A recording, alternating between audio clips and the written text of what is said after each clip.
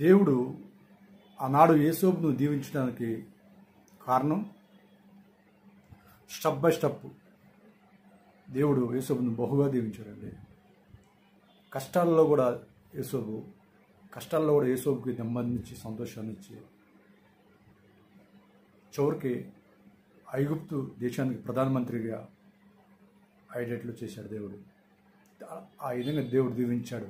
దానికి కారణం ఆనాడు పోతీఫరు భార్య యేసోబుని నాతో పాపం చేయమన్నప్పుడు యేసోబు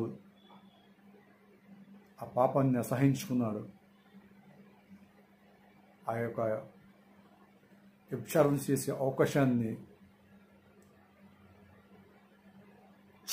అనుకున్నాడు. అందుకే దేవుడు యేసోబుని బహుగా దీవించడానికి కారణం అదే. యేసోబు ఆ రోజు పాపములు పడి ఉంటే ఐగుప్తు దేశానికి ప్రధానమంత్రి అయ్యేవాడా? ఖచ్చితంగా కాకపోయేవాడు. అప్పుడే జీవితం అవుతుంది పతనానికి దారితీస్తుంది. ఈరోజు నీవు నీ కుటుంబాన్ని దేవుడు దీవించాలని ఆశపడుతున్నావు. నువ్వు చేసిన పనిని దేవుడు దీవించాలని ఆశపడుతున్నావు. నువ్వు చేసే ప్రతి పనిని దేవుడు దీవించాలి, నిన్ను ఒక గొప్ప స్థాయిలో ఉంచాలంటే ఆనాడు యేసోబు ఆ యొక్క వ్యభిచారాన్ని అసహించుకున్నాడు, ఆ యొక్క పాపాన్ని అసహించుకున్నాడు, పాపానికి దూరంగా పారిపోయాడు.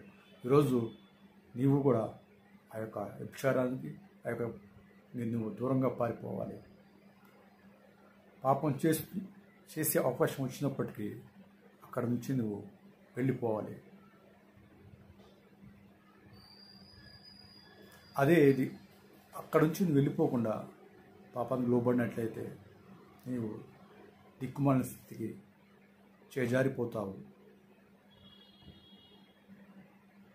ఏమి అననుకొని పరిస్థితులు గుండా వెళ్ళాల్సి వస్తుంది.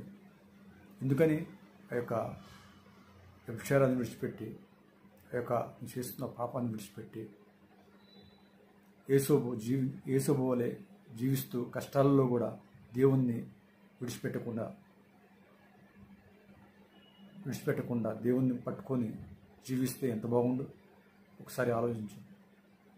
నువ్వు బాగుపడాలని కోరుకుంటున్నావా? నీ బిడ్డలు బాగుపడాలని కోరుకుంటున్నావా? అయితే నువ్వు ఆ పాపాన్ని విడిచిపెట్టు.